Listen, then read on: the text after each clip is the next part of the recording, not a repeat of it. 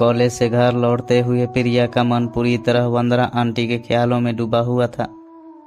घर पहुंचने पर उसने अपना पसंदीदा धारावाहिक देखने की कोशिश की, लेकिन उसका ध्यान बार बार उसी ओर चला जाता। बात उस दिन की थी जब प्रिया और उसकी कुछ सहेलियां अपनी प्राध्यापिका की प्रेरणा से शहर के एक दूर वृद्धा आश्रम गई थी। वहां बुजुर्गों के अकेलापन को देख कर प्रिया का मन भारी हो गया था। सभी के साथ समय बिताते हुए एक अवसर पर प्रिया के पैर में मोच आ गई। वह दर्द से कहरा उठी। तभी एक वृद्धा महिला ने उसे सहारा देकर उठाया और कहा, बेटी मेरे कमरे में बाम रखा है, आओ तुम्हें लगा देती हूँ। उनकी आवाज में ऐसा अपनापन था कि प्रिया उनके साथ चली गई। बाम लगाते समय प्रिया ने वृद्धा का चेहरा ध्यान से देखा। उनकी आंखों में एक अद्भुत स्नेह था। प्रिया ने उनसे पूछ ही लिया, आंटी जी आप यहाँ कब से हैं? उन्होंने सहजता से उत्तर दिया, बेटी यही घर है अब मेरा।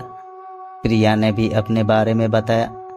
वृद्धा ने अपना नाम वंदना बताया और सहारा देकर प्रिया को खड़ा किया। प्रिया का पैर मानो उनके स्पर्श से ठीक हो गया था। वंदना आंटी ने उसे अपने बेटे बहू द्वारा उपेक्षित किए और वृद्धाश्रम में रहने के अपने फैसले के बारे में बताया।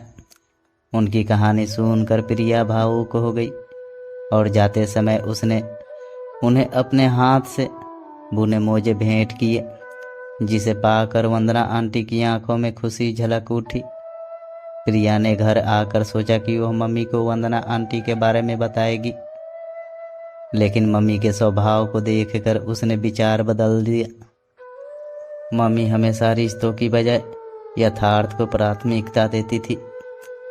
कुछ दिन बाद प्रिया अकेले ही वृद्धा आश्रम पहुंच गई, जहां वंदना आंटी ने उसे प्यार से चूड़ियों का एक सेट भेंट किया। दोनों के बीच गहरी बातचीत होने लगी और एक अनजान सा बंधन बन गया। इस बीच प्रिया की परीक्षाएं करीब आ गई। तैयारी के बीच उसकी मम्मी का पैर फिसल गया, जिससे रीढ़ की हड्डी में चोट आ गई। घर के काम और मम्मी की देखभाल के साथ पढ़ाई करना प्रिया के लिए कठिन हो गया था। कुछ दिन तक प्रिया वृद्धा आश्रम नहीं जा पाई, तो वंदना आंटी ने उसे फोन किया। प्रिया ने उन्हें सारी स्थिति बता दी।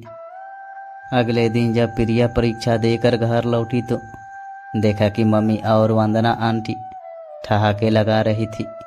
प्रिया को देखकर वंदना आंटी ने कहा, तुम तकलीफ में हो और मैं दूर कैसे रह सकती हूँ।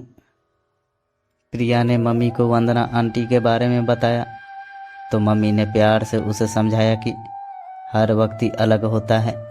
फिर उन्होंने बताया कि वंदना आंटी का अपनापन देखकर उन्हें अपनी गलती का एहसास हुआ है। प्रिया के मम्मी ने खुशी खुशी वंदना आंटी को घर का सारा काम सौंप दिया और उनके आने से घर में खुशियाँ लौट आई। पापा भी वंदना आंटी के साथ रहने की इच्छा जताते हुए बोले, आपके साय में हमें अपने माता पिता का प्यार मिला है। वंदना आंटी जाने लगी तो प्रिया ने उनके सामने हाथ जोड़कर निवेदन किया, आप हमारे साथ ही रहिए। वंदना आंटी ने उसे गले लगाकर कहा, अब वंदना आंटी नहीं, मुझे दादी माँ कहो। इस सुनहरे पल में प्रिया, मम्मी पापा और वंदना आंटी सभी के आंखों में आंसू थे, लेकिन ये आंसू खुशी के थे। दोस्तों, अगर आपको ये कहानी अच्छी लगी हो तो मेरे वीडियो के लाइक करके चैनल को सब्सक्राइब करें।